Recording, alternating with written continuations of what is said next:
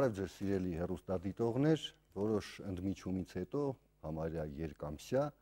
մենք կրկին հանդիպեցինք։ Ես ձեզ հիշեցնեմ, որ մեր հաղորդաշարը սկսվեց այն ժամանակ, երբ ֆուտբոլային այսպես կոչված դիվանագիտությունը, հայ-թուրքական հարաբերությունները բոլորի ուշադրության կենտրոնում էին արձանագրությունները, հնչում էին զանազան կարծիքներ, թե ծայրահեղ բացասական, թե դրական, թե ծայրահեղ դրական, որ մենք միևնույն է ինչ էլ լինի շահած ենք դուրս գալու։ Ես իհարկե չեմ ուզում անդրադառնալ այդ մանրամասներին, այսօր դա այդքան էլ կապված չէ մեր զրույցի հետ, բայց մի բան ակնհայտ է, որ այդ գործընթացը հանրապետության նախագահի աննախադեպ ուղևորությունը Սփյուռք ծնեց երևույթներ, որոնք մենք չենք կարող դրական չանվանել։ Ամենայն դեպս Սփյուռքում զգացին, գիտակցեցին, որ Հայաստանը ուզում է, որ Սփյուռքը մասնակցի համահայկական նշանակություն ունեցող խնդիրների լուծմանը, եւ Սփյուռքը սկսեց ինքը առաջարկել ինչ որ լուծումներ, ասենք կառույց ստեղծի համասփյուռքյան եւ այլն։ Բայց վերջին օրերի ամենա, այսպես ասած, աղմուկ հանած երևույթը մեր Սփյուռքի նախարարի ելույթներ Միացյալ Նահանգներում, որտեղ նա խոսեց հնարավորության մասին, որ մենք կարող ենք ունենալ երկպալատանի խորհրդարան, այսինքն սենատ, որտեղ մասնակցություն ունենան նաև սփյուռքահայերը։ Սա իմիջայլոց մեծ աղմուկ առաջացրեց մամուլում, ելի ծայրահեղ տեսակետներով, թե դրական, թե բացասական։ Իմ զրուցակիցը բնականաբար Հայաստանի Սփյուռքի նախարար,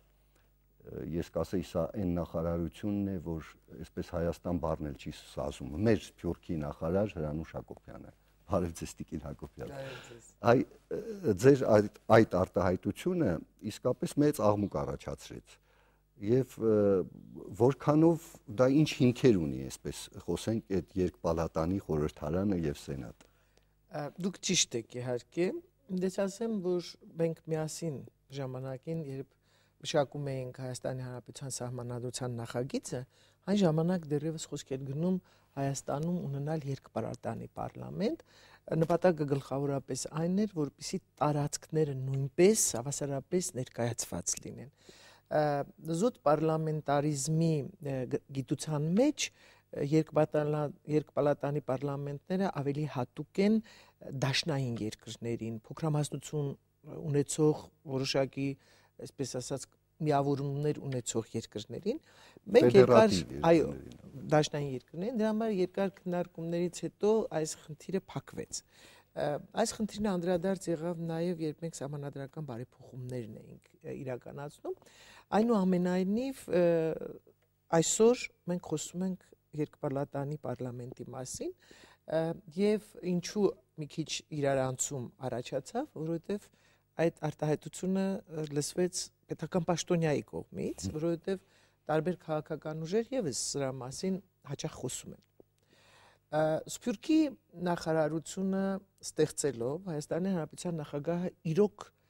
լուրջ պետական քաղաքականություն սկսեց Սփյուռքի նկատմամբ եւ Հայաստան-Սփյուռք հարաբերությունների զարգացման առումով։ Տեսեք, ես մի քանի շեշտեր կասեմ, որոնք ակնհայտ են դարձնում մեր պետական քաղաքականության միտվածությունը։ Առաջինը դա այն էր, որ Հայաստանի Հանրապետությունը հռչակվեց համայն հայության հայրենիք, եւ սա շատ կարեւոր գաղափար է, որը պետք է մենք ամրացնենք, տարածենք ողջ հայության շրջանում, որ աշխարհի որ ծայրում էլ հայրը ապրելիս լինի, իմանա, որ իր հայրենիք Հայաստանի Հանրապետությունն է։ Երկրորդ կարևոր սկզբունքը, որ հռչակվեց, դա այն է, որ հայ է այն մարդը, ով իրեն հայ է զգում։ Մենք ուզեցինք ասել, որ եթե կան իսլամացած հայեր, եթե կան արդեն Հայաստանից, հայությունից, հայկական արմատից հեռացված հայեր, նրանք կարող են վերադառնալ դեպի իրենց ինքնությունը։ Իսկ դա մեզ համար շատ կարևոր է եւ շատ անհրաժեշտ է։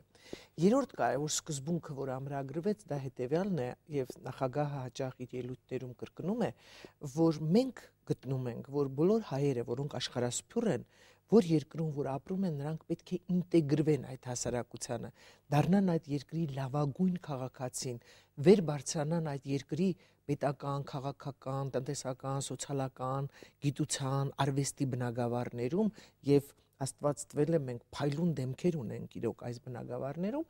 ինչու՞ չէ շարունակել հավատարիմ մնալ իրենց ինքնությանը, շարունակել մնալ որպես հայեր։ Սա շատ կարևոր գաղափարախոսություն է, որ այսօր մենք իրականացնում ենք։ Վերջապես կարևոր հարցադրում արվեց, որ եկեք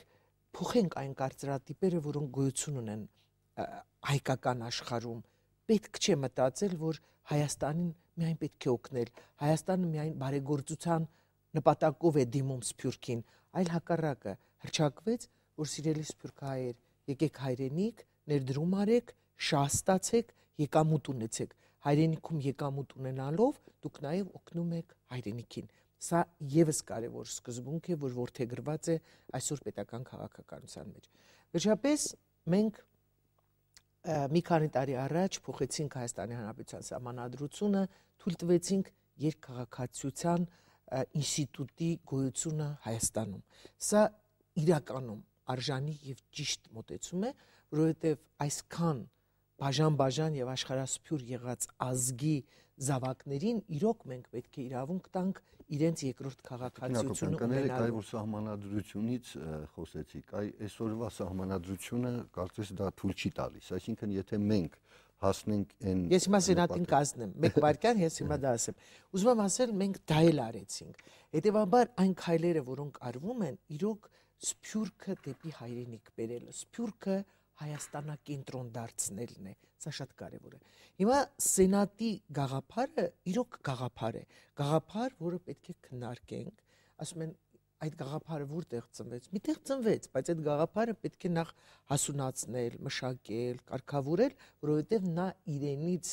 ենթադրում է սահմանադրական փոփոխություններ, սահմանադրական բարեփոխումներ։ Եվ ի վերջո անկախ նրանից թե ով ինչպես է աղմկում, ով ինչպես է փորձում պիտակավորել այս փայլուն համահայկական գաղափարը, ազգային գաղափարը, պատմական գաղափարը, գաղափար, որը իր մեջ լիցք է պարունակում հայ ազգը համախմբելու, հայ ազգը դեպի հայրենիք դարձնելու, հայ ազգը ցնցելու, տեսակ ինչպիսի ցնցում իրոք առաջացավ, ամբողջ աշխարհի թերթերը նույնպես գրեցին, սա նաև խոսում է մեր միջազգային հեղինակության մասին, սա նաև խոսում է, որ տեսեք հայերը նորից ուզում են բռունցքվել, իսկ ինչքան հայերը նաև քաղաքական առումով բռունցքված լինեն, այնքան գործը կշահի։ Եվ հետևաբար կներեք, որ ընդհատում եմ, ինձ էլ մի փոքր զարմացնում են, որովհետև երբ որ ասենք նույն այդ հայ-թուրքական գործընթացի ժամանակ երբ որ նախագահն ասում էր, որ դուք գործ կունենաք ոչ թե 3 միլիոնանոց Հայաստանի, այլ 10 միլիոնանոց, այսինքն ոչ մեկը, ոչ մի թեկուզ ընդդիմադիր ուժերը դրան չէին հակադրվում, այսինքն բոլորը կողմ են, որ պիտի աշխարհը գործ ունենա 10 միլիոնանոց հայության հետ, բայց չէ որ այդ 10 միլիոնանոցին ինչ որ կառույց, չգիտեմ ինչ պետք է, չէ որ այդ համախմբի բացի նախարարությունից։ Չէ, կակնհայտ է, դուք ճիշտ եք, այո, եւ եթե այսօր սփյուռքահայերը մեր տնտեսության մեջ են, մեր սոցիալական քաղաքականության մեջ են, մեր մշակույթում են, ինչու պետք է քաղաքական ասպարեզում նրանք տեղ չունենան։ Ինչ մի մեծ հանցագործություն է, ինչու պետք է մենք այս գաղափարի մասին, ես չեմ պատկերացնում, որ կարելի է ընդհանրապես վատ մտածել, այլ խնդիր է եւ ճիշտ են իմ ընդդիմախոսները, որոնք գտնում են, որ մեխանիզմները բարդ են լինելու, կառուցակարգերը, որոնք պետք է մտածենք սենատի կամ երկրորդ պալատի ձևավորման առումով բարդ է լինելու, ուզում եմ տխրեցնել բոլոր այն իրենց քաղաքագետ կոչվողներին, որոնք հայտարարում են, թե աշխարհի ոչ մի երկրում նման բան չկա, պետք է խնդրեմ խուսափեն այդպիսի արտահայտություն անելուց, որտեղ աշխարհի մի շարք երկրներում նման բան կա։ Մեր սահմանադրությունը մենք հիմնականում վերաձևեցինք կամ գրեցինք հիմք ընդունելով Ֆրանսիայի սահմանադրությունը։ Խորհուրդ կտամ կարդալ եւ տեսնել, որ Ֆրանսիայի երկրորդ պալատում, սենատում 12 սփյուռքը ներկայացնող ֆրանսիացիներ կան, համայնքային պալատում 6 հոգի կան, իսկ Իտալիայի վերին պալատում 12 հոգի նորից սփյուռքը ներկայացնողներ կան։